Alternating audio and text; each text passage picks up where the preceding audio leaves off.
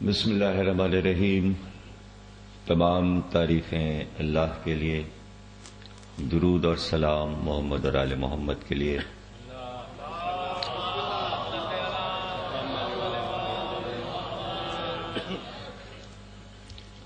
چودہ سو 31 ہجری کے عشر محرم کی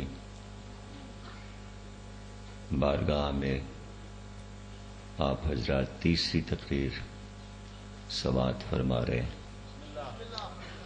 کلام پاک کا مشہور و معروف سورہ آپ کے سامنے تلاوت کیا جا رہا ہے۔ بسم اللہ الرحمن الرحیم۔ والعصر ان الانسان لفی خسر الا الذین آمنوا وعملوا الصالحات وتواصوا بالحق وتواصوا بالصبر۔ ارشاد رب العزت ہے کہ عصر کی قسم یعنی وقت کی قسم، تمام انسانیت نقصان میں اور گھاٹے میں ہے سوا ان لوگوں کے کہ جو صاحبان ایمان ہیں، عمل صالح نیک عمل کرتے ہیں اور حق اور صبر کی وصیت ایک دوسرے کو کرتے رہتے ہیں۔ انسان کا فائدہ اور نقصان کیا ہے جب تک وہ یہ نہیں سوچے گا زندگی کا مقصد بیکار ہے۔ ہم کو دنیاوی لحاظ سے تو ہم بہت ہوشیار رہتے ہیں کہ نقصان نہ ہو۔ جب کبھی بھی دنیا کے کاروبار میں اور اپنے زندگی کے روز و شب میں حساب کتاب کرتے ہیں تو ایک ایک پائی کا حساب رکھتے ہیں۔ نقصان تو نہیں ہو رہا، فائدے میں ہم ہیں نا، سامنے والا تو نہیں فائدے میں جا رہا۔ تو اتنا حساب کتاب دنیا کے لیے ہر انسان کے پاس ہے اور وہ سوچتا ہے، غور کرتا ہے ہر سودے کو خریدنے سے پہلے، خریدنے کے بعد، زمین ہو یا مکان یا بازار کی کوئی چیز۔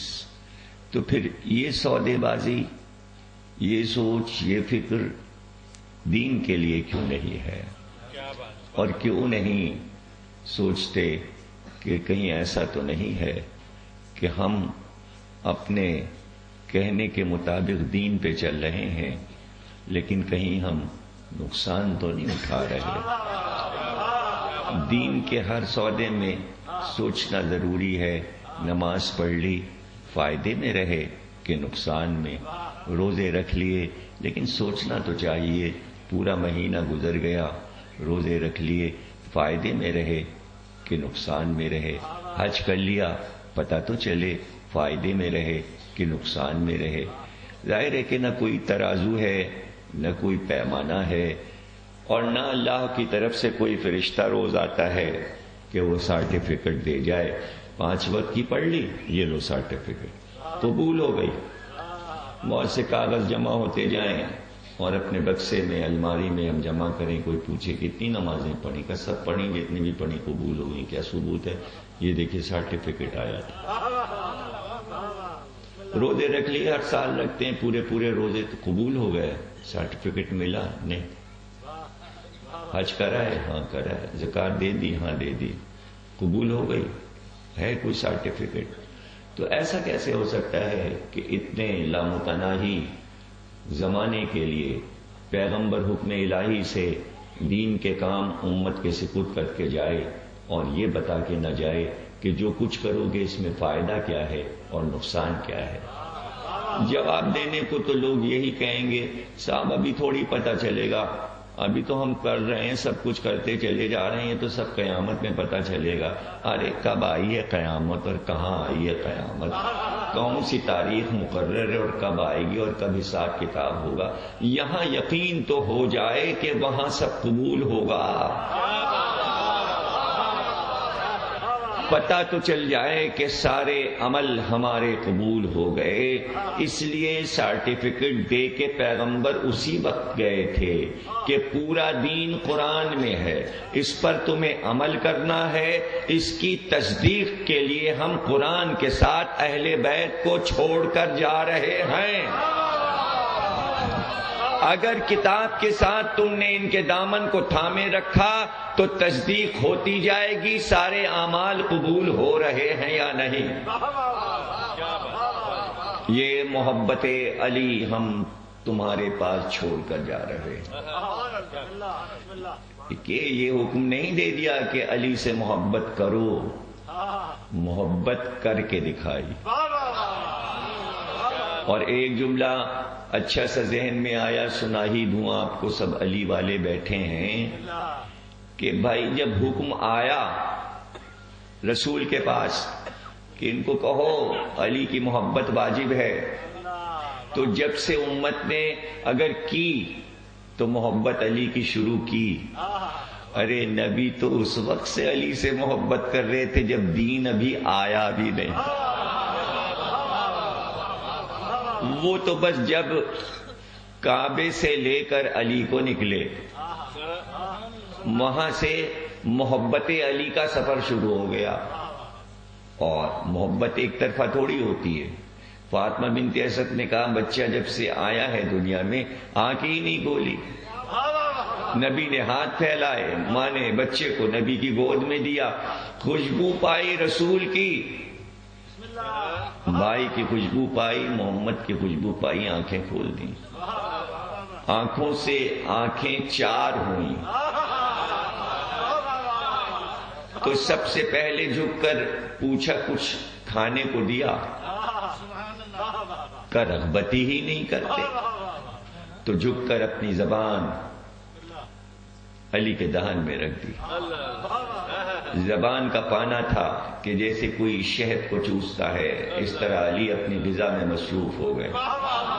یہ غذا نہیں دی تھی، یہ زبان نہیں چوسائی تھی، کعبے میں علی کو زبان دے دی تھی۔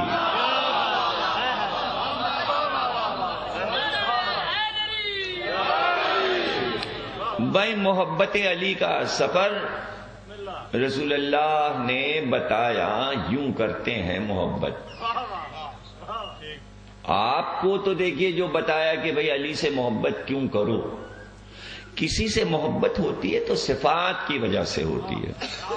علی میں قدرت نے اتنی صفات رکھ دی کہ کائنات میں کسی انسان میں ایک وقت میں اتنی صفات نہیں پائی جاتی۔ سب سے سامنے کی بات تو یہی ہے کہ جو عالم ہوتا ہے ضروری نہیں کہ وہ بہادر بھی ہو، جو عابد ہوتا ہے ضروری نہیں کہ وہ مجاہد بھی ہو، اور جو مجاہد ہوتا ہے میدان کا ضروری نہیں کہ وہ جسٹس بھی ہو، اور جو جسٹس ہو تو ضروری نہیں کہ وہ باغ کا مزدور بھی ہو۔ اتنی صفات علی میں رکھ دی کہ اب کائنات میں ڈھونڈے سے کسی ایک انسان میں نہیں پائی جاتی۔ کبھی آپ نے سوچا کہ قدرت نے علی کو اتنی صفات کیوں دے دی؟ عبادت کے مصلے پر آئیں تو علی سے بڑا عبادت گزار کوئی نہیں، فیصلے کرنے مسند قضا پہ بیٹھیں تو علی سے بڑا قاضی اور جج کوئی نہیں، عدل کرنے آئیں تو علی سے بڑا انصاف پرور کوئی نہیں، قرآن سنانے پر آئیں تو علی سے بڑا حافظ قرآن نہیں، ذوالفقار نکال لیں تو علی سے بڑا فاتح کائنات میں نہیں۔ میدان فتح کر کے ہی ذوالفقار نیام میں جاتی تھی۔ اور مقابل دیکھیے بہت سے اور بھی بہادر گزرے، مقابل آئے، جو بھی مقابل آیا بہادروں نے اپنے مقابل کو قتل کر دیا۔ لیکن علی کے لیے ایک عجیب بات تاریخ نے لکھی کہ جو علی کے مقابل آ گیا پھر وہ علی کے وار سے کبھی بچ کے نہیں گیا، فرار نہیں ہو سکا۔ جب علی نے وار کیا تو علی کے وار کو بچا کر کوئی بھاگ نہیں سکا۔ یہ علی کی شجاعت کی تاریخ ہے، حیران کن تاریخ ہے۔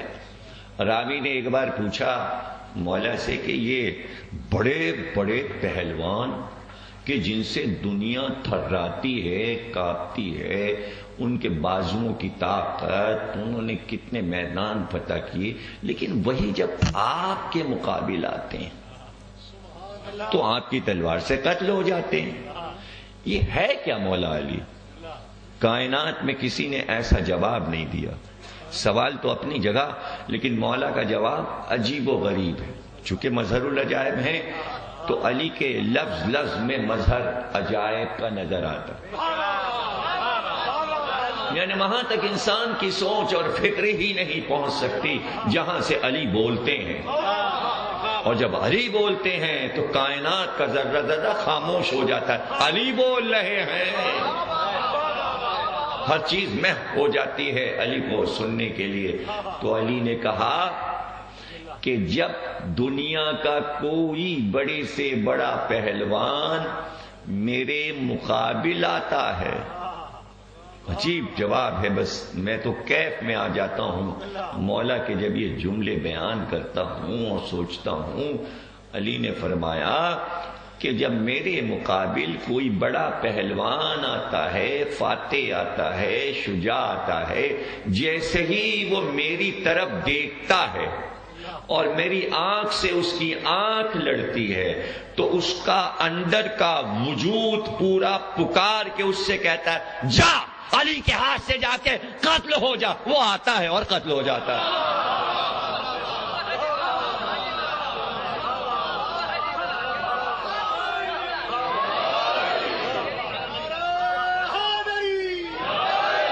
اب میں اگر پوری دنیا میں کہیں ڈھونڈوں کہ میں کوئی مثال آپ کو دوں تو میرے پاس مثال نہیں، یقین کیجیے۔ چھوٹی سی ایک مثال ہے مگر وہ بھی ناقص۔ اگر میں بچوں کو سمجھانا بھی چاہوں یہ بات کہ اس کا راز کیا ہے تو مثال ہی نہیں ہے میرے پاس۔ ہاں اگر لوگوں کو معلوم ہو اور سنی ہو تو شاید سمجھ میں آ جائے۔ کبوتر جب بیٹھا ہوتا ہے اور بلی جب آتی ہے تو کہتے ہیں کبوتر آنکھ بند کر لیتا ہے، اور بس یہ مشہور ہے کہ کبوتر یہ سوچ کے آنکھ بند کرتا ہے کہ بلی مجھے دیکھ ہی نہیں رہی۔ لیکن یہ انتہائی ناقص مثال ہے، یہ بھی تو نہیں دے سکتے، اس لیے کہ یہ جو علی نے مثال دی ہے اور جتنی مثالیں دی ہیں یہ تو مقابل آنے والے کی بات ہے۔ اب خود اپنی بات علی کرتے ہیں، اور اتنے قول موت کے بارے میں نہج البلاغہ میں ہے، جب بھی کبھی موت کی بات آئی چاہے وہ میدان جنگ ہو، علی موت سے یوں مانوس ہے جیسے بچہ اپنے ماں کے دودھ سے مانوس ہوتا ہے۔ کبھی کہا موت کی کیا پرواہ، موت علی پہ آ پڑے یا علی موت پر آ پڑے۔ کبھی کہا کہ موت تو خود ہی محافظ ہوتی ہے، موت حفاظت کرتی ہے۔ ایسے ایسے قول ہیں کہ جس پہ لکھا جا رہا ہے، پڑھا جا رہا ہے، مغرب میں باہر کے لوگ اسکالرس ریسرچ کر رہے ہیں کہ قول پہ یہ علی نے کہا کیا۔ لیکن جب آپ سوچیں تو حیران ہو جائیں۔ سکھانے کا عمل، بتانے کا عمل کہ علی کو پہچانو تو علی کی معرفت تو حاصل کرو۔ پاس رہنے والے سوال اس لیے کرتے تھے تاکہ آنے والی نسلوں کو محبت علی کا پتہ چلے، وہ اپنی راہ بنا سکیں کہ محبت کس طرح کرنا ہے۔ میدان جنگ میں صفین میں علی جا رہے ہیں، دیکھا مالک اشتر نے کہ خیمے سے نکلے ایک کرتا پہنے ہوئے، کھدر کا ایک کرتا پہنے ہوئے۔ مالک نے کہا اس طرح جائیے گا، نہ زرا نہ بختر، زرا تو پہن لیتے، کالی کو زرا کی کیا ضرورت ہے۔ اب یہ میں آپ کو کیا بتاؤں کہ مالک اشتر کب آئے۔ مالک اشتر مدینے بہت دیر میں آئے، یعنی اسلام کے تقریباً 25 برس کے بعد مالک اشتر مدینے آئے۔ مالک اشتر کے 25 سال قضا ہو گئے، جو 25 سال سلمان کو مل چکے، ابو ذر کو مل چکے، مقداد کو مل چکے، عمار کو مل چکے۔ تو کلاسیں تو نکل گئی نا محبت علی کی، معرفت علی کی۔ لیکن اگر اس کے بعد بھی مالک اشتر کو محبت علی میں کوئی بڑا سرٹیفکیٹ مل جائے تو بڑی بات ہے۔ قمبر بھی پرانے ہیں، قمبر 7 ہجری میں آئے ہیں، قمبر 7 ہجری میں آئے ہیں، اس کے بعد میثم تمار آئے ہیں، پھر مالک اشتر آئے ہیں، تو اب ظاہر ہے کہ کلاسیں تو ابھی ہو رہی ہیں، عشق علی کی کلاسیں ہو رہی ہیں، بغیر کلاسوں کے اور درس کے عشق علی بڑھتا نہیں۔ ہمیں تو پہلے سے پتہ چل گیا کہ صدیوں صدیوں میں نبی نے مسجد نبوی میں بٹھا کے درس دیا ہے عشق علی کا، تب کہیں جا کے چند پیدا ہوئے۔ تو اب چونکہ دیر لگتی ہے دل میں عشق علی اترنے میں، اس لیے ہم نے سالانہ یہ درس کھولا ہوا ہے کہ سال بھر کے بعد عشق علی پھر یاد دلایا جائے، کیسے، کس طرح، کہاں تک، حدیں، طریقہ کار، کس طرح ڈوب جائیں عشق و محبت میں، زبان سے عشق کیسے کریں، آنکھ سے عشق کیسے کریں، لفظوں سے عشق کیسے کریں، یہ سب طریقے بتانے کے، تاکہ یہ درسگاہ کھلی رہے عشق علی کی۔ مالک نے کہا زیرہ پہن لیتے، کہا علی کو زیرہ کی کیا ضرورت، ظاہر 7 ہجری دیکھی ہی نہیں، مالک نے 7 ہجری نہیں دیکھی، 7 ہجری میں خیبر کی لڑائی ہوئی۔ مولا خود فرماتے ہیں کہ آشوب چشم تھا، میں خیمے میں تھا، سلمان و ابو ذر سے کہا جاؤ، سلمان و ابو ذر جاؤ علی کو لاؤ، دونوں گئے علی کو لے کے آئے، کیا حال ہے، کہاں آنکھیں دکھ رہی ہیں، کہا لیٹ جاؤ، علی لیٹ گئے، سر کو علی اٹھا کر نبی نے اپنے زانوں پہ رکھا، لعاب دہن لیا، علی کے آنکھوں میں لگایا۔ مولا فرماتے ہیں بس جیسے ہی رسول اللہ نے اپنا لعاب دہن میری آنکھوں میں لگایا، میری آنکھیں ایسی چمکنے لگی۔ اب حدیث یہ ہے کہ اس کے بعد تمام ائمہ نے بیان کیا کہ خیبر کے بعد علی کی آنکھ میں ایک چمک آئی جو نسل کی آنکھوں میں گئی۔ اگر یہ پہچاننا ہے کہ علی والا ہے تو آنکھ کی چمک سے پہچانو، آنکھ کی چمک سے پہچانو۔ یہ ہے خیبر کا معجزہ، اور ایک نہیں ہے، معجزے میں معجزے، معجزے میں معجزے، خیبر پوری معجزہ ہے۔ کسی دن عرض کروں گا 7-8 تاریخ تک انشاءاللہ تفصیل کے ساتھ، لیکن آج ہم دوسرے رخ سے چل رہے ہیں۔ علی کہتے ہیں اس لعاب دہن کا اثر یہ ہوا کہ سردی میں سردی نہیں لگتی تھی اور گرمی میں گرمی، میں سردیوں میں گرمی کے کپڑے پہنتا تھا، ٹاٹ کا کرتا پہن سکتا تھا، سردیوں میں میں ہلکا سا کرتا پہنتا تھا، سردی نہیں لگتی تھی۔ اس کے بعد سے پھر علی کو کبھی بھی ضرورت نہیں رہی سردی و گرمی کی، اور جب شادی ہو رہی تھی وہ بھی مالک اشتر نے نہیں دیکھا، ایسا سوال کر لیا، اور جب شادی ہو رہی تھی بلایا علی کو کہ بھائی مہر کی رقم ہے تمہارے پاس؟ علی نے کہا نہیں۔ کہ تو پھر تمہارے پاس مال دنیا میں سے کیا ہے؟ کہ یا رسول اللہ آپ کو تو معلوم ہے، ایک گھوڑا، ایک تلوار، ایک زرہ۔ اب زرہ علی کے پاس جو تھی وہ زرہ بھی سن لیجئے کیا ہے۔ زرہ جو علی کے پاس تھی کہتے ہیں وہ یمن کے بادشاہ نے رسول اللہ کو تحفہ بھیجا تھا، اس میں ایک تار سونے کا تھا، ایک چاندی کا تھا، وہ علی کو دے دیا تھا رسول اللہ نے وہ زرہ، اس لیے کہ رسول اللہ کو زرہ کی ضرورت ہی نہیں تھی، رسول اللہ کبھی میدان جنگ میں لڑنے گئے ہی نہیں، کسی کے مقابل تلوار تو کھینچی نہیں رسول اللہ نے، اور یہ معلوم تھا کہ علی تو بار بار جاتے ہیں میدان جنگ، تو کہا یہ زیرہ تم رکھو، تو علی نے کہا یہ زیرہ ہے اور ایک تلوار ہے اور ایک گھوڑا ہے۔ کہا بھائی گھوڑا تو تمہارے کام کا ہے، بچ گیا، اب بچتا نہ تو آج آپ شبیہیں کیسے نکال رہے ہو؟ تلوار تمہارے کام کی ہے، تم سپاہی ہو، ذوالفقار بھی بچ گئی، تلوار بھی بچ گئی، زرہ تمہارے لیے بیکار ہے، تمہارے جیسے شجاع کو زرہ کی کیا ضرورت؟ مولا کہتے ہیں کہ رسول اللہ نے کہا کہ وہ زرہ مجھے دے دو، میں نے زیر رسول اللہ کو دے دی. آپ نے عمار یاسر کو دیا، کہ بازار میں سے بیچ دو، جو رقم آئے اس سے سیدہ کا جہیز بناؤ. اسی رقم سے بیوی کا جہیز خرید کے آیا، وہی مہر کی رقم، اسی سے ولیمہ ہوا. علی کے ولیمے پر اور سیدہ کے جہیز پر علی کی زرہ صدقے ہو گئی.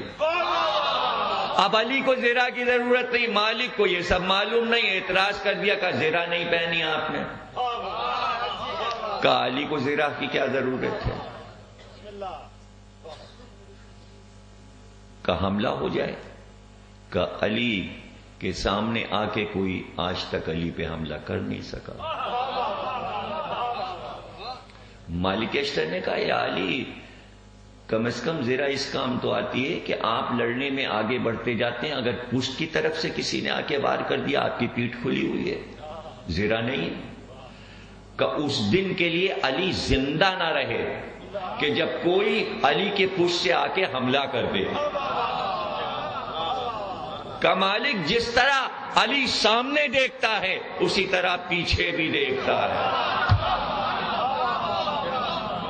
کل میں آپ کو بتا چکا کہ ابو البختری نے شب ہجرت پیچھے سے حملہ کیا تھا اور علی اس کے وار کو دیکھ رہے تھے اور الٹے ہاتھ سے وار کا جواب دیا. تو علی کو سمجھنا بہت مشکل ہے. محبت کرنے سے پہلے تھوڑا سا سمجھ لیا جائے کہ علی سے عشق کیوں. اس لیے کہ ایسے صفات کا بندہ نہیں دیکھا، ایسا رحیم، ایسا کریم، جو اتنا بڑا شجاع بھی ہو اور عادل بھی ہو اور پھر رحیم اور کریم بھی ہو. اس کی شفقتیں، اس کی محبتیں. تو کچھ سوچ کر رسول اللہ نے کہا علی سے محبت کرو، اور محبت کو عبادت بنا دیا. دیکھیے بس اتنا کافی تھا، علی سے محبت کرو. نہیں کہیں لڑائی نہ ہو جائے آگے جا کے، محبت اور ہے عبادت اور ہے، محبت اور ہے عبادت اور ہے. تو حدیثیں دے دی کہ علی کے چہرے کو دیکھنا عبادت ہے. اور حدیث سب سے ہے، سب سے، نام لینے کی ضرورت نہیں ہے. جس کا نام آپ لیں اس سے بھی یہ حدیث آئی ہے. عورت مردوں میں جس کا نام دل چاہے لے دیجئے، اس سے یہ حدیث بیان ہوئی ہے. اس لیے کہ مستند ہے، مسند احمد بن حنبل میں ہے. اور جو نام ہے سب کو معلوم ہے کہ کن بیویوں اور کن حضرات کے نام سے یہ حدیث ہے کہ علی کے چہرے کو دیکھنا عبادت ہے. اور پھر اس کے بعد کہا جب تک علی ہیں تب تک یہ عبادت ہو رہی ہے. آنے والے انسان علی کا چہرہ نہیں دیکھ پائیں گے، وہ دیکھیں گے تو دل کی آنکھوں سے، ان آنکھوں سے نہیں دیکھیں گے. اس لیے کہا علی کا ذکر عبادت ہے.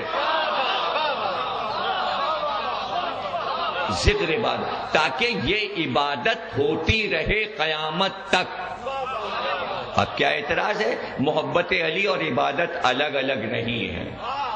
ذکر علی عبادت ہے. چہرے کو دیکھنا عبادت ہے.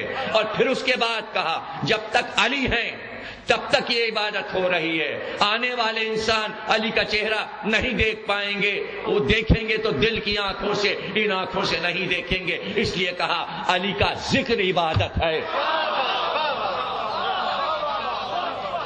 ذکر عبادت، تاکہ یہ عبادت ہوتی رہے قیامت تک. اب کیا اعتراض ہے؟ محبت علی اور عبادت الگ الگ نہیں ہے. ذکر علی عبادت ہے.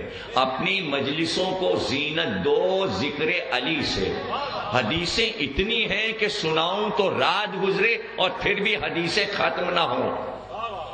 اور یہ جملہ تو میں کہہ بھی نہیں سکتا، کہنا بھی بے ادبی ہے. اس لیے کہ شب معراج واپسی میں اونٹوں کی قطاریں دیکھیں، لاکھوں اونٹ چلے جا رہے تھے مشرق سے مغرب کی طرف. نبی نے کہا جبریل یہ اونٹ کہاں جا رہے ہیں؟ کہا یہ تو جب سے میں خلق ہوا ہوں تب سے دیکھ رہا ہوں کہ ایک طرف سے اونٹ آتے ہیں اور دوسری طرف جا رہے ہیں. کہا ان پر لدا کیا ہے؟ کہا آپ کے بھائی علی کے فضائل کے صندوق لدے ہوئے.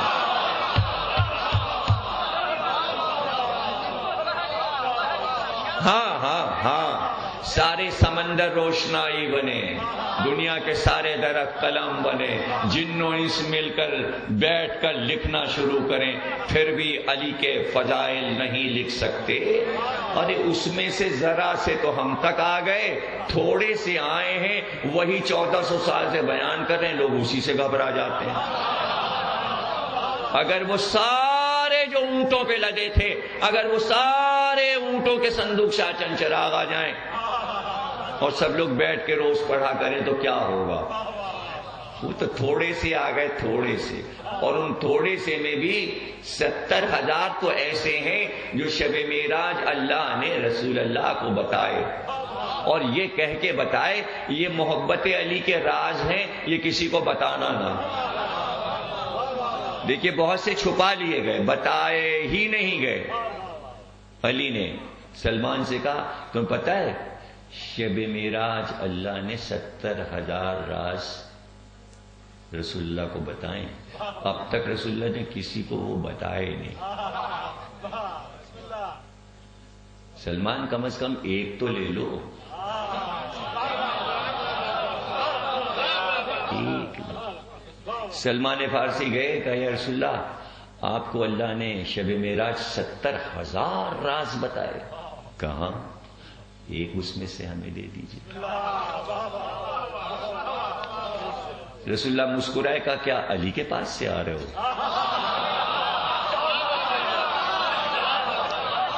سلمان نے کہا جی۔ سلمان نے کہا جی ہاں علی کے پاس سے آ رہا ہوں۔ کہا چلو 70,000 میں کا ایک راز سلمان تمہیں دیتا ہوں، جو راز اللہ نے شب معراج مجھے 70,000 بتائے اس میں کا ایک سن لو۔ مجھ سے اللہ نے کہا کہ اگر کسی انسان مسلمان، مومن، متقی، نمازی، پرہیزگار، یہودی، عیسائی، ہندو، کافر کی بات نہیں ہوگی، انسان، سورہ یاد ہے نا، والعصر ان الانسان، انسان گھاٹے میں ہے۔ اللہ انسان کا فائدہ چاہتا ہے اور فائدے کا راز سامنے آ رہا ہے۔ انسان کوئی بھی ہو، کسی دین و ملت، کسی فرقے، کسی مذہب کا ہو، نبی نے کہا اللہ نے مجھ سے کہا دنیا کا کوئی انسان، کسی انسان کے دل میں اگر رائی کے دانے کے برابر بھی علی کی محبت ہوگی تو اسے جہنم میں نہیں جانے دوں گا۔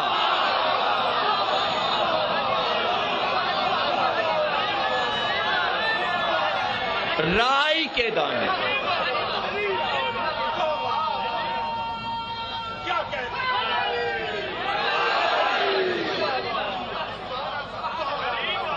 کتنے خوش ہیں سلمان۔ ایک راز، کبھی سوچو ایک راز سلمان کو ملا ہے شب معراج کا، اس میں کہ کتنے کس کو ملے، کہاں ڈھونڈتے پھریں، میثم تمار کو، ابو ذر کو، جابر بن عبداللہ انصاری کو، کمیل کو، کہاں ڈھونڈیں گے، آنے والی تقریروں میں ڈھونڈ کے ان سے ملیں گے۔ کوئی راز تو محبت علی کا بتا دو۔ کمبر کے پاؤں تھام لیں گے، کمبر تم تو ہر وقت ساتھ رہتے تھے، کچھ تو عشق علی کے راز و آداب بتا دو، کچھ تو بتاؤ تاکہ ہم ایک دوسرے کو بتائیں، تاکہ ہماری بھی معرفت بڑھے، ہمارا بھی عشق علی بڑھے۔ جابر بوڑھے ہو گئے اور اتنا زندہ رہے کہ 7 معصوموں کو دیکھا۔ بڑی عمر پائی ہے جابر بن عبداللہ انصاری نے، رسول اللہ کو دیکھا، علی کو دیکھا، جناب فاطمہ کا زمانہ دیکھا، امام حسن کو دیکھا، امام حسین کو دیکھا، زین العابدین کو دیکھا، محمد باقر، 7 معصوم دیکھے ہیں جابر نے۔ اتنے معصوم کسی نے نہیں دیکھے، یا فضہ نے دیکھے یا جابر نے دیکھے۔ معرفت کی باتیں ہیں بھائی، 7 معصوموں سے باتیں سننا معرفت کی بہت بڑی بات ہے۔ داڑھی سفید، گردن ہلتی ہوئی، ضعیف ہو گئے، لیکن عصا لے کے روز آنا، 5 وقت مسجد نبوی میں آنا، ہر نماز کے بعد موجود ہیں، نماز پڑھنے کے بعد، نماز پڑھنے سے پہلے لوگ وضو کر رہے ہیں اور یہ ٹہل رہے ہیں۔ صرف ایک ڈیوٹی تھی جابر کی، جہاں جہاں جو بیٹھے ہیں اور تمام جو بچے بیٹھے ہیں اور جو بڑے بیٹھے ہیں، اگر ان کے بچے ساتھ نہیں آئے ہیں تو میرے یہ جملے کم از کم یاد کر کے اپنے گھر پہ جا کر بچوں کو جگا جگا کے سنا دینا، اور صبح اٹھیں تو اس دن سنا دینا۔ کتنا ہی بڑا بچہ ہو، اگر تمہارے لفظ سمجھتا ہے تو میرے یہ لفظ جا کے بچوں کو سنانا، جہاں تک آواز آ رہی ہے بچوں کو یاد کرا دینا یہ بات کہ نماز سے پہلے جابر آتے دیکھتے نمازی باتیں کر رہے ہیں، کوئی وضو کر رہا ہے، کوئی آپس میں باتیں کر رہے ہیں، لیکن یہ اپنے ڈنڈے کو زمین پر زور سے مارتے اور کہتے کیا باتیں کر رہے ہو؟ پتہ ہے نبی نے کہا ہے جاؤ اپنے بچوں کی تربیت محبت علی پہ کرو۔ ارے ان باتوں کا کیا فائدہ؟ اپنے بچوں کی تربیت محبت علی پہ کرو۔ اگر پورا معاشرہ اسی وقت سے پریکٹس شروع کر دیتا اور ہر مسلمان اپنے بچے کی تربیت محبت علی پہ کر رہا ہوتا تو آج زمانے میں دہشت گردی کا چرچا نہ ہوتا۔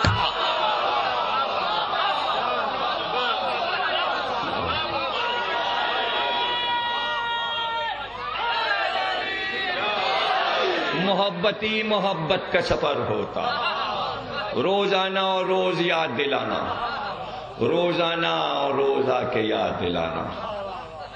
خیبر میں علی جب چلے خیبر کو فتح کر کے، تو آپ کو معلوم ہے کہ سفر علی کا جو ہے وہ بڑا طویل، خیبر سے چلے درہ خیبر کے راستے جسے آپ درہ خیبر کہتے ہیں، اس طرف سے گزرتے ہوئے مکران سے ہوتے ہوئے پورا سندھ، لاہوت لامکان، ٹھٹھے سے ہوتے ہوئے اور یوں واپسی ہوئی ہے پھر عرب کی طرف۔ یعنی خیبر کے بعد بہت بڑا علی نے سفر کیا اور یہ تبلیغی سفر تھا۔ اب کوئی کہے کہاں لکھا ہے کس کتابوں میں؟ کچھ چیزیں کتابوں میں لکھی ہوتی ہیں اور کچھ چیزیں اپنا نشان چھوڑ جاتی ہیں۔ جہاں جہاں چلتے جاؤ اور جہاں جہاں علی کے قدم شریف ملتے جائیں وہاں وہاں علی آئے تھے، ایک جگہ نہیں، ایک جگہ نہیں، قدم شریف قدم شریف قدم شریف، جہاں گئے نقش قدم چھوڑ گئے، جہاں گئے نقش قدم چھوڑ گئے۔ یعنی آپ اگر جائیں گی تو شارجہ تک میں ایک جگہ ایسی پائی جاتی ہے پہاڑی پہ جہاں علی کے نقش قدم ہے۔ یعنی جہاں جہاں بحرین میں، سندھ میں، مختلف جگہوں پر علی کے نشان قدم، اور یہ عام آدمی کے پتھر پہ نشان پڑھ ہی نہیں سکتے۔ اس کی وجہ بھی آپ کو بتا دوں، نبی اور امام کو اللہ نے جتنے بھی معجزے دیے اس میں سے ایک معجزہ یہ ہے کہ اگر مٹی پہ قدم رکھے گا تو نشان نہیں بنے گا۔ شب معراج نبی کے نشان قدم کوئی ڈھونڈ نہیں پایا، پڑھتے ہی نہیں تھے، لیکن اگر نبی اور امام پتھر پہ قدم رکھ دے تو نشان پڑ جاتا ہے۔ لیکن ہر وہ بات نبی اور امام کے لیے ہوتی ہے جو عام انسانوں میں ہے اس میں نہ ہو۔ ہمارا نشان قدم پتھر پہ نہیں بن سکتا، مٹی پہ بنتا ہے، ریت پہ بنتا ہے۔ امام کا اور نبی کا قدم ریت پہ نشان نہیں پڑے گا، لیکن پتھر پہ اگر قدم رکھ دیں فوراً نشان پڑ جائے گا۔ ثبوت کیا؟ ثبوت مقام ابراہیمی کیا ہے؟ حضرت ابراہیم کے پتھر پہ نشان ہیں، انہی کے پوتے محمد بھی ہیں اور علی بھی ہیں، یہ بھی نبی اور ولی ہیں۔ تو امام رضا تک آپ چلے جائیے، نیشاپور میں دیوار میں امام کے نقش قدم ہے، چونکہ پتھر پہ بیٹھ کے وضو کیا تھا امام نے۔ جب نیشاپور آئے تو اس پتھر پہ جب بیٹھے تو نشان قدم بن گئے، اور وہیں قریب میں چشمہ ہے کہ جو آپ نے قدم سے ٹھوکر مار کے چشمہ نکالا، وضو کے لیے وہاں پانی نہیں تھا، وہ چشمہ اب تک موجود ہے نیشاپور میں، وہیں قدم شریف پر جہاں سے لوگ پانی لاتے ہیں۔ تو یہ وہ عجائبات ہیں جو علی کے عجائبات مہدی تک. اب جو عجائبات علی کے دنیا نہیں دیکھ پائی اور کتاب میں نہیں لکھ پائی، ان کا بقیہ اس لیے چھوڑا کہ اب مہدی میں دیکھنا. اب جو رہ گئے ہیں مہدی میں دیکھ لینا، جو دنیا نہیں دیکھ پائی. تو ظاہر ہے کہ یہ عشق علی کا سفر، یہ نشان قدم علی بناتے ہوئے اور پورے جزیرے سے گزرتے ہوئے واپس ہوئے. تو یہ سفر قمبر کے ساتھ ہے اور فدق کی زمین سے بھی گزرے. فدق وہ زمین ہے کہ جہاں یہودیوں نے یہ معاہدہ کیا تھا کہ آپ ہمارے اوپر حملہ نہ کریں اور ہمیں نہ لوٹیں، ہم خود ہی آپ کو آ کے یہ زمین دیتے ہیں. کاغذ لکھ کے دے دیا. جب کاغذ دیا تو کہا پرانا کاغذ ہمارے پاس ایک رکھا ہوا ہے، اسی کو ہم آپ کو دیتے ہیں، اس پہ ہم دستخط کیے دیتے ہیں. زمین ہے ہمارے پاس صدیوں سے ایک کاغذ آ رہا ہے، اس کاغذ میں یہ لکھا ہے کہ حضرت نوح کے پوتے کا نام فدق تھا اور فدق نے اس کو آباد کیا تھا. فدق کو انہی کے نام پر ہے یہ. اور اس میں یہ لکھا ہے چونکہ ہم لوگ اس زمین کی حفاظت اس لیے کرتے ہیں کہ اس کاغذ میں فدق یہ لکھ گئے تھے، حضرت نوح کے پوتے فدق یہ لکھ گئے تھے کہ یہ زمین صرف نبی یا نبی کی اولاد کا حق ہے، اس لیے ہم اس کی حفاظت کر رہے ہیں. اب چونکہ آپ نبی ہیں اس لیے ہم آپ کو یہ ہدیہ نذر کرتے ہیں. کاغذ ہاتھ میں آیا، جیسی کاغذ فدق کا ہاتھ میں آیا قرآن کی آیت آ گئی، وَآتِ ذَا الْقُرْبَى وَحَقَّهُ، دے دو قربا کا حق فوراً دے دو. یہ واحد آیت ہے جو قرآن میں 2 بار آئی ہے. سورہ روم میں بھی ہے، سورہ بنی اسرائیل میں بھی ہے. پہلے وہاں آئی فَآتِ ذَا الْقُرْبَى حَقَّهُ، دے دو دے دو قربا کا حق دے دو. اور جیسے ہی مدینے واپس آئے پھر یہی آیت آ گئی. وہاں بتایا گیا کہ فدق قربا کا حق ہے، جب مدینے آ گئے تو کہا آپ بلا کے قربا کو دے دو، اس لیے تاکیدی آیت ہو گئی. اور بلا کے سیدہ کو دے دیا کہ یہ تمہارا حق ہے، یہ فدق تمہارا ہے. اب فدق کے لیے سورہ انفال 8واں سورہ ہے، اس میں یہ ہے کہ بھائی فدق جو ہے اس میں امت کا حصہ نہیں ہے، اس لیے کہ یہ مال فے ہے. مال فے جو ہوتا ہے اس کے اوپر گھوڑے نہیں دوڑائے جاتے. مال غنیمت وہ ہے جو پورے فوج نے، لشکر نے گھوڑے دوڑا کر حملہ کر کے اگر کوئی زمین لیے تو اس میں امت کا حصہ ہے. اور اگر کسی زمین پر گھوڑے نہیں دوڑے اور وہ مل گئی ہے ہدیے میں، تحفے میں، تو اس پر امت کا حق نہیں ہے، وہ اولاد کی ہے. یہ قرآن میں لکھا ہے، تاریخ میں نہیں. اور 8واں سورہ ہے، یعنی مال فے پیغمبر کا حق ہوتا ہے یا اولاد کا حق ہوتا ہے. فدق کی زمین پر گھوڑے دوڑے نہیں تھے. اللہ نے احتیاط کی تھی کہ جب علی خیبر میں جانے لگے تو پہاڑی راستے سے گئے، میدانی راستے سے نہیں گئے، ورنہ گھوڑے دوڑ جاتے اس زمین پر تو وہ مال فے نہ رہتا. احتیاط تو دیکھیے، جب پہاڑی پہ جاتے ہیں تو گھوڑا پہاڑی پہ نہیں چڑھ سکتا، اس لیے اس دن ذوالجناح پہ نہیں بیٹھے تھے، مرتجس پہ نہیں بیٹھے تھے، عقاب پہ نہیں بیٹھے تھے، میمون پہ نہیں بیٹھے تھے. اس دن دلدل پہ بیٹھے جو پہاڑ پہ چڑھ سکتا ہے، جو پہاڑ پہ چڑھ سکتا ہے. اور دلدل اس دن نام ہوا اس کا، پہلے اس کا نام دلدل نہیں تھا، خچر تھا نا تو اس کا نام یافور تھا. دلدل بعد میں نام ہو، اس لیے کہ دلدل کے معنی ظاہر ہوئے. جب وہ پہاڑی پہ چلا تو آگے کے دونوں پیر اس نے سیدھے کیے اور پیچھے کے پیر سیدھے کیے تو پیٹ کو اس نے زمین سے لگا دیا. تو ایسا لگ رہا تھا کہ دوڑتے میں پیٹ اس کا زمین سے مس ہو رہا ہے. تو لوگوں نے کہا سرکار یہ تو دیکھیے کیسے جا رہا ہے. تو آپ نے کہا دل دل، یعنی زمین سے گھوڑا جب پیٹ کو ملا دے اسے کہتے ہیں دل دل. پورا منظر نبی کی نگاہ میں علی کی آمد کا دلدل نام پڑ گیا. تو گھوڑا یا لشکر کا کوئی گھوڑا فدق کی زمین پہ نہیں دوڑا، ہدیہ پیش کر دیا گیا۔ جب پیش کیا گیا تو اس کے ساتھ انہوں نے کہا کہ ہمارے تمام سرداروں نے اور گھر کی تمام عورتوں نے اتنے تحفے جمع کر کے رکھے کہ ان کا کہنا یہ ہے کہ فاتح خیبر جو ہے صرف اس کی ایک جھلک دیکھنے کے لیے یہ نذرانے لائیں۔ اس میں زر و جواہر، کپڑے کے تھان اور سونا اور چاندی، اور خیبر والوں کے پاس دولت تو بہت تھی، وہ جو نذرانے میں لائے کہتے اتنا مال لائے نذرانے میں کہ ایک بار بچے، جوان، عورتیں فاتح خیبر کو دیکھ لیں، علی کو دیکھ لیں، علی کو دیکھ لیں، اور یہ امت پہ تو واجب کیا ہے چہرہ دیکھنا عبادت ہے۔ یہ تو مشرک ہیں، یہ تڑپے جا رہے ہیں علی کو دیکھنے کے لیے، ہم دیکھ لیں، ہم دیکھ لیں۔ اب اتنا مال و اسباب، علی نے قمبر سے کہا کیا ہو؟ کہا بھائی جب تم نے مال دیا ہے تو پھر صندوق بھی دو، ان کو پیک کرو۔ یہ تو میرے جملے ہیں سمجھانے کے لیے، انہیں صندوق میں رکھو، صندوق میں رکھو، اونٹ بھی دو۔ 70 اونٹوں کا انتظام ہوا، مال اتنا تھا، اس پہ صندوق رکھے گئے، رکھ کے سارے ناکے ایک دوسرے سے باندھ دیے گئے، اور آگے والے ناکے کی مہار قمبر کے پاس۔ اب چلے وہ، اب یہ سوچتے ہوئے قمبر اکڑتے ہوئے چلے، کتنی لڑائیاں میرے مولا نے لڑی، پہلی ہجری سے 7 ہجری تک کسی لڑائی میں مال غنیمت نہیں لیا۔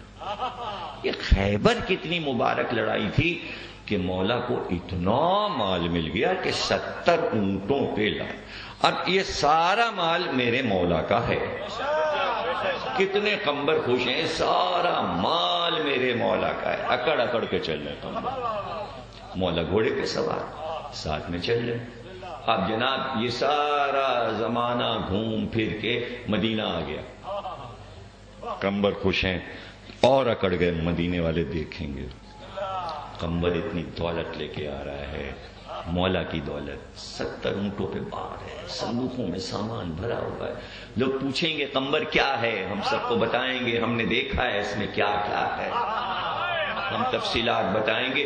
لیکن ابھی مدینے میں داخل ہی نہیں ہوئے تھے، وہاں ایک بیٹھا تھا اندھا فقیر، اس نے جب آواز سنی قافلے کی، اونٹوں کی، تو پکار کے کہا بھوکا ہوں بھائی، کون ہے، ایک روٹی تو کھلا دو، کئی دن سے بھوکا ہوں۔ آواز علی کے کان میں گئی، قمبر، فقیر روٹی مانگ رہا ہے۔ قمبر نے کہا مولا روٹی تو دسترخوان میں، کہ تو دسترخوان دے دو۔ کہ مولا دسترخوان تو صندوق میں، کہ صندوق دے دو۔ کہ مولا صندوق تو اونٹ پر ہے، کہ اونٹ دے دو۔ کہ مولا اونٹ تو بندھا ہوا ہے قطار میں 70 اونٹ، کہ پوری قطار دے دو۔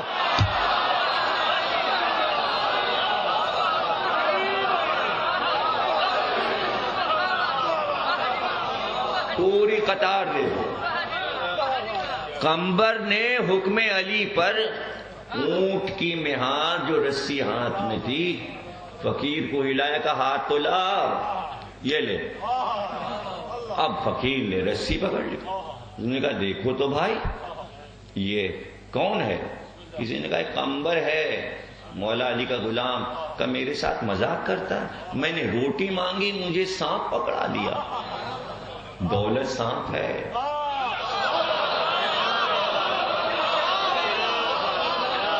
ارے جسے روٹی چاہیے وہ دولت کیا کرے گا؟ اتنی عقل تو مرغے میں بھی ہوتی ہے۔ مرغا بہت عقل مند ہوتا ہے، آپ کو پتا ہے، غیرت دار بھی ہوتا ہے اور عقل مند بھی ہوتا ہے، گھر کی حفاظت کرنا بھی جانتا ہے۔ اور گیا کوڑے خانے پہ، بھوک لگی تھی، اور ہٹا چننے لگا، ایک موتی نکل آیا، موتی چونچ میں لے کے آنا، پروردگار روٹی کا ٹکڑا مل جاتا، یہ موتی سے پیٹ کہاں بھرے گا؟ دولت سے پیٹ نہیں بھرتا، روٹی کے وقت روٹی چاہیے، اسی لیے ہر حکومت کہتی بھائی روٹی دیں گے، اس کے ساتھ پھر یہ بھی لگا کپڑا بھی دیں گے، مکان بھی۔ بھئی یہی تین چیزیں مل جائیں تو امن میں ہے رعایا. سمجھ گئے نا آپ؟ مین چیز ہے روٹی. دولت والت نہیں. دولت تو آج کل دولت ہاتھ میں آتی ہی نہیں. گاڑی لینی ہے بینک سے لائیے, فلانا کام بینک سے قرض لیجیے. اچھا وہ قرضہ ہاتھ میں نہیں آتا, سب کارڈ میں ہے, سب کاغذ میں ہے. تو اب وہ زمانہ تو ہے نہیں, گھر میں خزانے بھرے ہیں, زمین میں گاڑ لو, ادھر چھپا لو, ادھر کر لو. اب وہ زمانہ نہیں, اب تو گھر میں رکھ ہی نہیں سکتے. تو دولت آپ کے سامنے ہے, اس کا پورا دولت کا سفر. فقیر نے کہا دیکھو علی کے غلام نے ہاتھ میں کیا دے دیا, رسی کا ٹکڑا دے دیا, یہ کیا ہے؟ اب قمبر اس کی باتیں کہاں سنتے.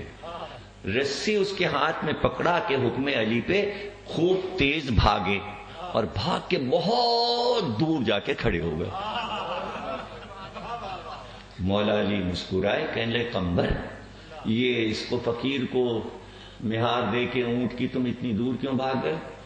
کہ دریائے کرم جوش پر ہے مولا. اگر میں مہار پکڑے ہوتا تو آپ نے کہا صندوق کے ساتھ اونٹ دے دو, قطار میں پوری قطار دے دو. اگر رسی میرے ہاتھ میں ہوتی, اگر آپ یہ کہہ دیتے قطار کے ساتھ قمبر کو بھی لے جا, تو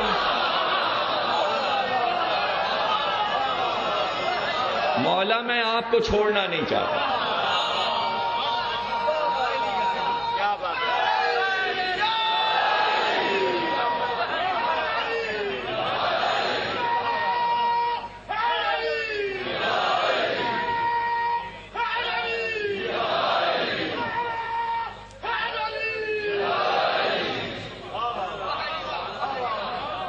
ایک بادشاہ گزرے واجد علی شاہ, تو وہ اس واقعے کو انہوں نے چھوٹی سی بحر میں نظم کیا.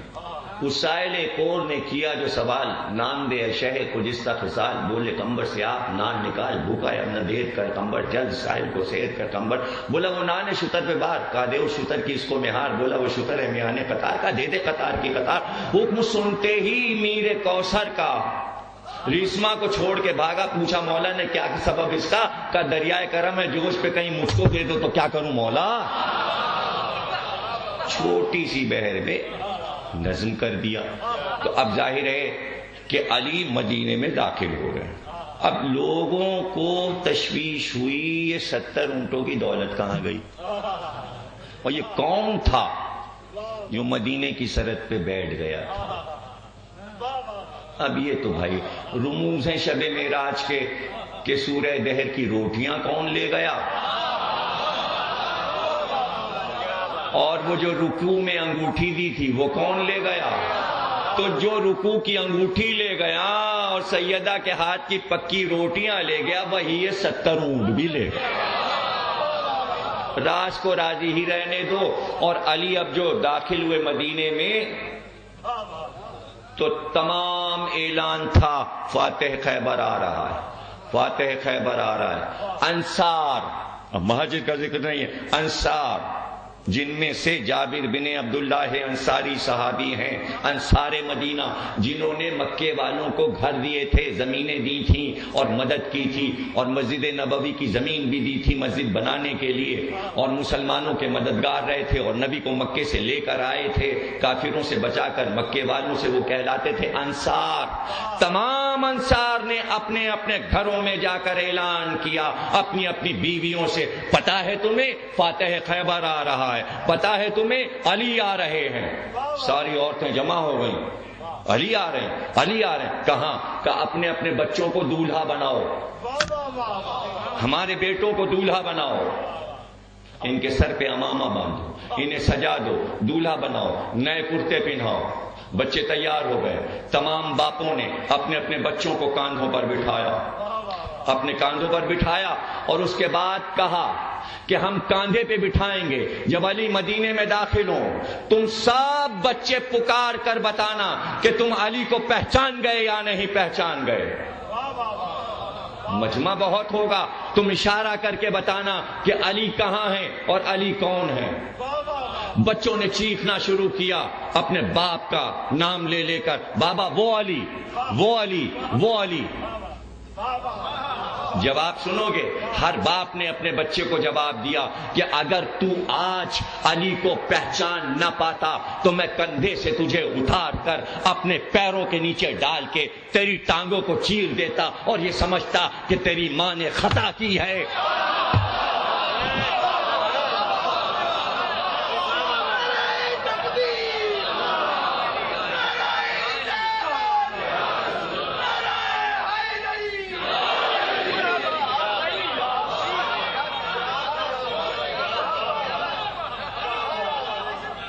ماں نے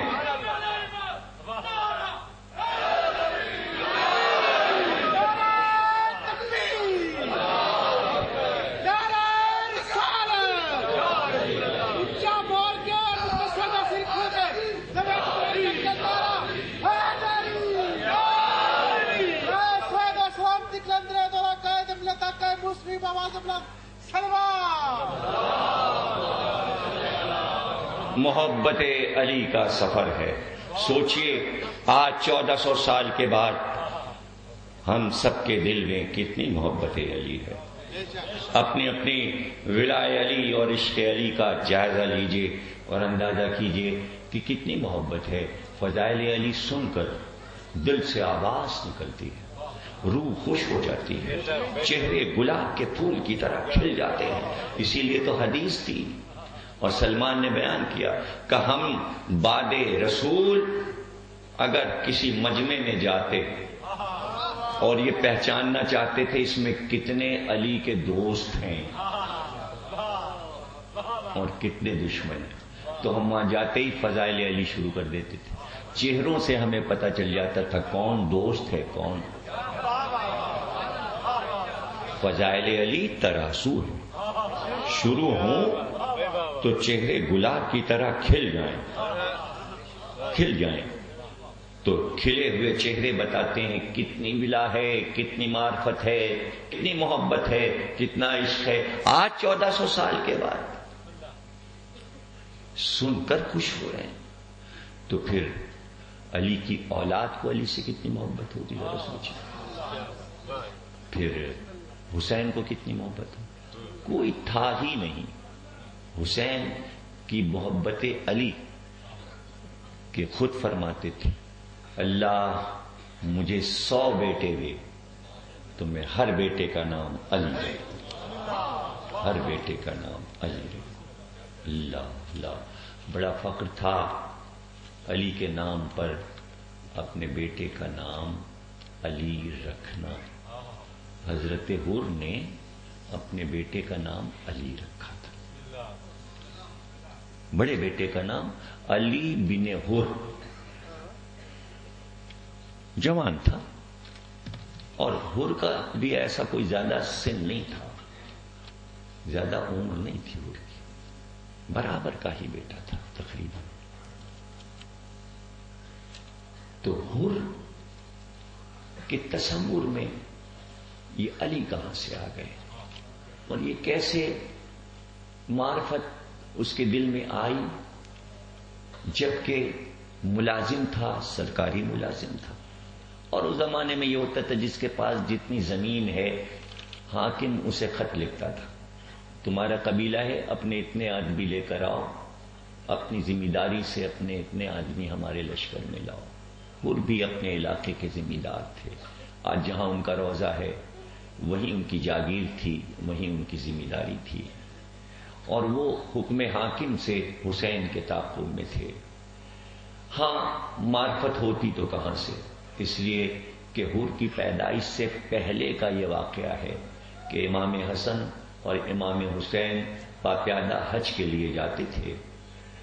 حج کرتے ہوئے صحرا سے راستہ بدل کے چلتے تھے، اس لیے کہ اگر اس عام راستے سے دونوں شہزادے حج کو جاتے تھے تو جو لوگ سواریوں پہ بیٹھے ہوتے تھے وہ اتر جاتے تھے ادب میں کہ شہزادے پیدل چل رہے ہیں، تو شہزادے کہتے تھے ہماری وجہ سے تم لوگ کیوں سواری سے اترتے ہو، اور دیکھو بزرگوں کو بھی اترنا پڑتا ہے تو آپ فوراً راستہ بدل دیتے تھے کہ جو سواریوں پہ بیٹھے ہیں وہ سواریوں پہ جائیں۔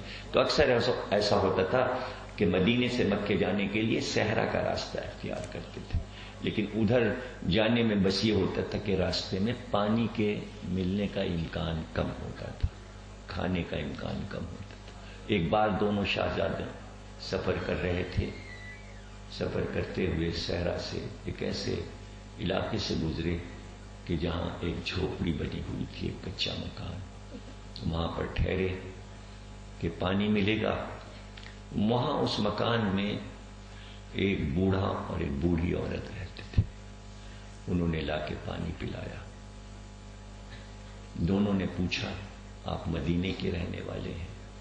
جب اسے پتا چلا کہ نبی کے نواسے ہیں دونوں، تو بوڑھا بھی اور وہ ضعیف عورت بھی قدموں پہ گر گئے، اور چلتے وقت دونوں نے یہ کہا ہم لاولد ہیں، ہمارے کوئی اولاد نہیں، لیکن اب ہم بوڑھے ہو گئے، امید بھی نہیں کہ اب اولاد ہو، تو ہمارے لیے دعا کرتے رہیے گا۔ امام حسین نے کہا کہ اسی سال اللہ تمہیں ایک بیٹا عطا کرے گا۔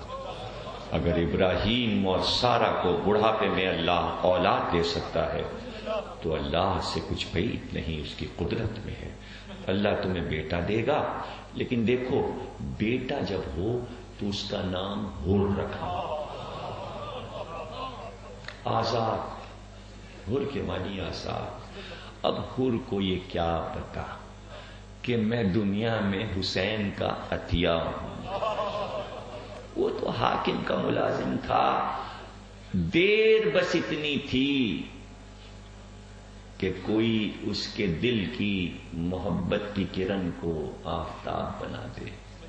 جیسے ہی حسین کے گھوڑے کے سامنے اپنے گھوڑے کو ترچھا کر کے آیا، حسین نے بس اتنا کیا چاہتا ہے، تیری ماں تیرے ماتم میں بیٹھے۔ یہ عرب کا جملہ تھا۔ دیکھ نہیں رہا بانس اور علی اکبر کی تلواریں ابلی پڑ رہی ہیں؟ اگر تلوار چل گئی تو تیرا کہاں پتا چلے گا؟ بس یہ سننا تھا کہ ایک بار سر کو جھکا دیا کہ کیا کہنا آپ کی مادر گرامی کا، سید نساء العالمین ہے وہ، اگر میں ایک لفظ بولوں تو زبان میری جل جائے، وہ جس کی تعظیم کو نبی ہوتے تھے۔ بس محبت کا کلمہ پڑھا، دل میں وہیں سے محبت آ گئی۔ یہ 8 روز تو کربلا کے یوں گزرے کہ کرب میں شب عاشور جاگتا رہا اور بیٹا علی دیکھتا رہا۔ بابا کیوں پریشان ہے؟ کہ کیا بتاؤں، میرے ساتھ آ۔ بیٹے کا ہاتھ تھاما، خیمے کے پیچھے گیا کہ غور سے سن، حسین کے خیمے سے یہ آوازیں کیسی آ رہی ہیں؟ غور سے سنا، اللہ تش اللہ تش، کا یہ بچے پیاسے ہاتھوں میں کوزہ لیے پکار رہے ہیں، ہم پیاسے ہیں، ہم پیاسے ہیں۔ ارے یہ بچے پیاسے ہیں، میں حسین کو گھیر کے لایا ہوں۔ مجھے نیند نہیں آ رہی۔ تقریر ختم ہو گئی، عاشور کو حر آ گیا حسین کے پاس، ہاتھوں کو باندھے ہوئے، چہرے کو چھپائے ہوئے، اور آتے ہی کہا میری خطا، کہ تیری خطا بخش دی میرے نانا رسول خدا نے، میری ماں فاطمہ زہرا نے، میرے بابا علی نے، میرے بھائی حسن، یعنی سب کو ضامن بنا لیا حسین نے۔ صرف یہ نہیں کہا کہ میں نے تجھے بخش دی، سب نے تجھے بخش دیا۔ اب انعام مل گیا حور کو، کیا قربانی دیتا؟ قدموں پہ گر گیا کہ سب سے پہلے میرے جوان بیٹے علی کو جانے دیجئے تاکہ میدان میں یہ جا کر آپ کی نصرت کرے۔ کہ حور نہیں، جوان بیٹا ہے، اس کو نہیں بھیجو۔ کہ نہیں، ہم اس کی لڑائی دیکھنا چاہتے ہیں، اسے ہم نے تلوار چلاتے خود دیکھا ہے اور تلوار چلانا سکھایا ہے، ہم چاہتے ہیں کہ داد شجاعت ہو، ہم اس کو لڑتے ہوئے دیکھیں۔ جب بہت اصرار کیا حر نے، بیٹے کو تیار کر کے حر نے بھیج دیا۔ بیٹا گیا، خوب شجاعت سے لڑتا جاتا تھا اور مڑ مڑ کے باپ کو دیکھتا جاتا تھا کہ باپ کے چہرے پر خوشی کے آثار ہیں۔ کچھ دیر کے بعد نیزے والوں نے گھیر لیا، چاروں طرف سے حملے ہوئے، زخمی ہو کر حر کا بیٹا گھوڑے سے گرا۔ جیسے ہی گھوڑے سے گرا اس نے اپنے باپ کو پکارا، حر کے بیٹے نے باپ کو پکارا۔ تقریر کا آخری جملہ اور اب ذاکر آ رہے ہیں آپ کے سامنے، آپ کے لیے دعا کرتا ہوں۔ جیسے ہی بیٹے نے پکارا، حر نے لجام فرس کو کھینچا، گھوڑے کو آگے بڑھایا۔ جیسے ہی گھوڑا آگے بڑھا، کبھی حسین کا راستہ حر نے جس طرح روکا تھا آگے آ کے، آج حر کا راستہ حسین نے روکا اور اپنے گھوڑے کو آگے لائے اور حر کے سینے پہ ہاتھ رکھا۔ کہاں کا ارادہ ہے؟ کہاں جا رہا ہے؟ کہ میرا جوان بیٹا گر گیا، پکار رہا ہے، میں اس کی لاش پہ جا رہا ہوں۔ کہ حر، میرے نانا نے فرمایا ہے کہ جوان کا لاشا بوڑھا باپ نہیں اٹھاتا، تیرے بیٹے کا لاشا حسین لائے گا۔ ابھی صبح کا وقت تھا، کہتے ہیں حسین گئے، حر کے بیٹے کے سامنے رکے، گھوڑے پر بیٹھے بیٹھے اس کی لاش کو اٹھایا، گھوڑے پہ رکھا اور لے آئے۔ لیکن میں کہوں گا حر کے بیٹے کا لاشا تو لے آئے حسین، مگر اصل کا وقت تھا جب بیٹا علی اکبر پکار رہا تھا اور بوڑھا جوان کے